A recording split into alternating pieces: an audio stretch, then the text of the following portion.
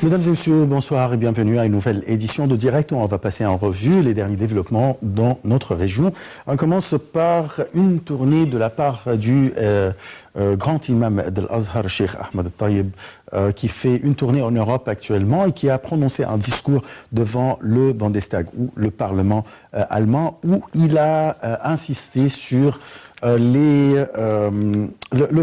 la vraie religion musulmane et les pratiques qui n'ont rien à voir avec l'islam de la part de Daesh ou bien d'autres organisations terroristes. Là, Ahmed Tayyib a poursuivi sa visite en Allemagne. Il s'est rendu au Parlement où il a prononcé un discours bien intéressant. Je vais vous laisser avec Ayachel et Sarah Al-Maghrabi qui vont nous parler de ce discours. Lors d'un discours prononcé devant le Parlement allemand, l'imam d'Al-Azhar, Cheikh Ahmed Al-Tayyib, a adressé un message à l'Occident sur les principes de tolérance dans l'islam. Cheikh Al-Tayyib a aussi salué les positions positives de la chancelière allemande Angela Merkel et du peuple allemand envers l'islam. Le grand imam a aussi assisté à une conférence internationale sur le concept de la paix dans toutes les religions. Cheikh Al-Tayyib a en outre visité l'église catholique à Berlin en réponse à une invitation du chef du comité du dialogue religieux. Il s'est également entretenu avec des représentants des églises protestantes grecques et coptes qui ont salué cette visite et accueilli favorablement le dialogue avec l'Azhar.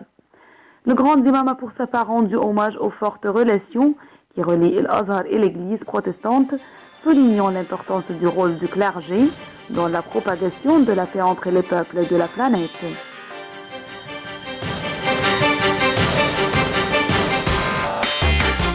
On va aller de l'autre côté du monde et vers la Corée du Nord qui parle toujours nucléaire et qui fait montrer encore un peu plus les enchères face à la communauté internationale.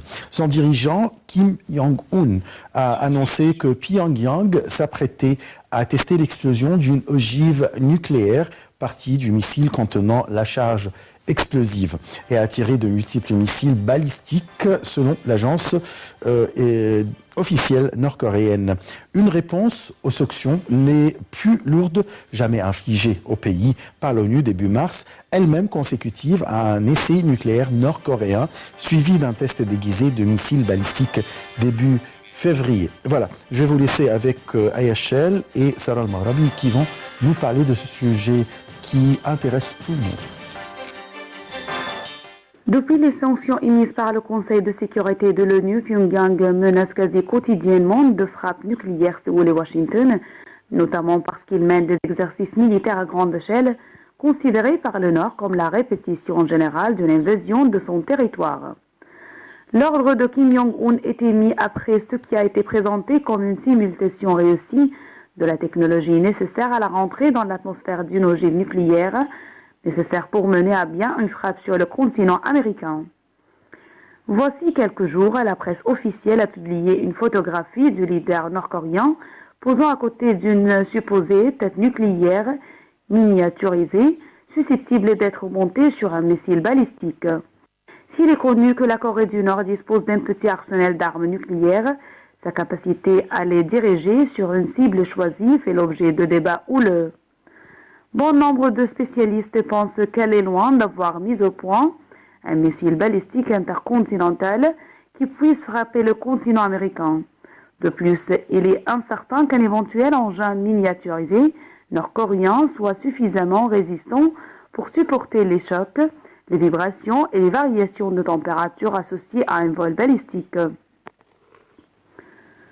Des doutes auxquels a répondu l'agence officielle nord-coréenne KCNA en publiant ce mardi des photographies de Kim Jong-un en train de superviser personnellement un test de simulation de la chaleur intense que subirait une ogive en rentrant dans l'atmosphère après la phase de vol balistique.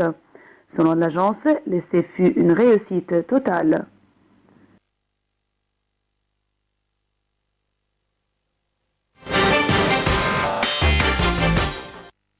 Avec la surprise de tout le monde, on trouve une décision de la part du président russe Vladimir Poutine de retirer ses bombardiers vers la Russie, bien sûr, de la Syrie. Les bombardiers russes ont fait leur retour sous les Viva mardi en Russie, après l'annonce surprise de Vladimir Poutine du désengagement du gros de son contingent militaire en Syrie, dont l'ONU et les Occidentaux espèrent qu'il aura un effet positif sur les négociations de Genève.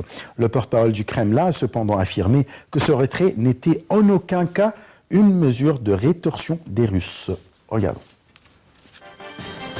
Orchestré par le chef russe qui dicte le tempo de la crise syrienne, intervient alors que le conflit entre dans sa 6e année.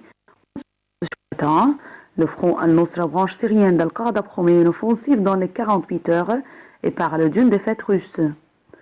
En dépit de ce retrait, Moscou poursuivra ses frappes contre des objectifs terroristes, a prévenu l'armée russe. Son aviation a ainsi frappé mardi Palmyre, tenu par Daesh.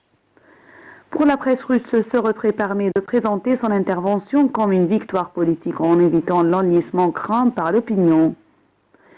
Depuis le début de l'intervention russe le 30 septembre, M. Poutine est progressivement monté en puissance en Russie, au fur et à mesure que les États-Unis se désengageaient du dossier. La crise syrienne lui a permis de poser fermement le pied dans ce pays, au cœur de toutes les dynamiques régionales, et sortir de l'isolement international provoqué par la crise ukrainienne. Pour l'heure, les frappes de l'armée russe ont permis de donner une bonne base pour que le processus politique se déroule comme prévu, s'est félicité le chef de la diplomatie russe, Sergei Lavrov. Signe que ce processus est relancé au niveau diplomatique, la Maison-Blanche a estimé mardi que la Russie tenait parole à ce stade et le secrétaire d'État américain John Kerry a annoncé dans la foulée qu'il allait rencontrer M. Poutine à Moscou dans une semaine. Les Russes ont donné ensuite à leur annonce, a estimé la Maison-Blanche, tandis que Paris soulignait que tout ce qui contribue à la désescalade doit être encouragé. À Genève, l'opposition syrienne a accueilli l'annonce avec prudence, disant redouter une ruse du Kremlin. L'émissaire de l'ONU pour la Syrie, Staffan de Mistura, a lui espéré un impact positif sur les négociations.